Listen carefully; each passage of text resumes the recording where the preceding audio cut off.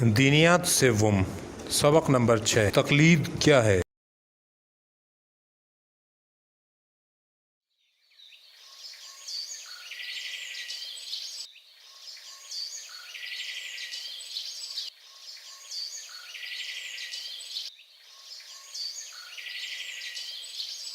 السلام علیکم انکل۔ وعلیکم السلام بیٹا، کیسے ہو آپ؟ الحمدللہ انکل، میں بالکل ٹھیک ہوں۔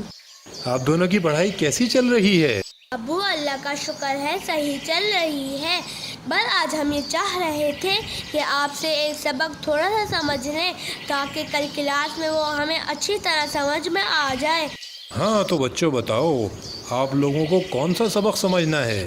ابو ہمیں یہ پوچھ رہے ہیں کہ تقلید کیا ہے۔ آپ دونوں بیٹھ جائیں۔ پیارے بچوں، جب کبھی آپ کی طبیعت خراب ہو جاتی ہے یا آپ کو بخار ہو جاتا ہے تو آپ کیا کرتے ہیں؟ انکل ہمارے امی ابو ہمیں ڈاکٹر کے پاس لے جاتے ہیں۔ ڈاکٹر کیا کرتا ہے؟ ڈاکٹر انکل ہمارا معائنہ کرتے ہیں اور دوائی تجویز کرتے ہیں۔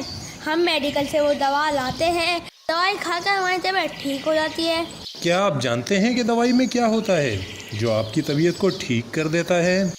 انکل یہ تو ہمیں معلوم نہیں کہ دوائی میں کیا ہوتا ہے، البتہ کیونکہ ہمارے امی اور ہمارے بابا کو ڈاکٹر پر اعتماد ہوتا ہے کہ وہ ہماری طبیعت کے بارے میں سن کر درست دوا دیں گے، لہٰذا ہم ٹھیک ہو جاتے ہیں۔ پیارے بچوں، جس طرح ہمارے جسم کے لیے ڈاکٹر ہوتا ہے اسی طرح ہمارے دین کا بھی ایک ڈاکٹر ہوتا ہے۔ ہم اسے ڈاکٹر نہیں بلکہ مجتہد کہتے ہیں۔ مجتہد کی بات پر عمل کرنے کو تقلید کہتے ہیں۔ ابو مجتہد ہمیں کن باتوں کے بارے میں بتاتا ہے؟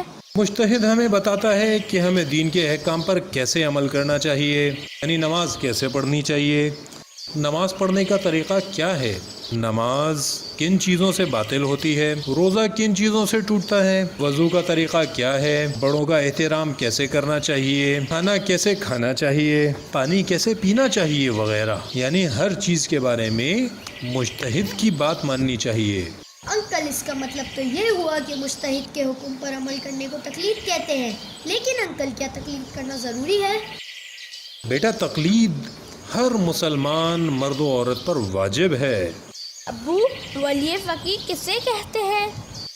بیٹا جب مجتہد کسی ملک کا حکمران ہو تو اس کو ولی فقیہ کہتے ہیں، جیسے حضرت آیت اللہ سید علی خامنہئی ایران میں حکومت کر رہے ہیں۔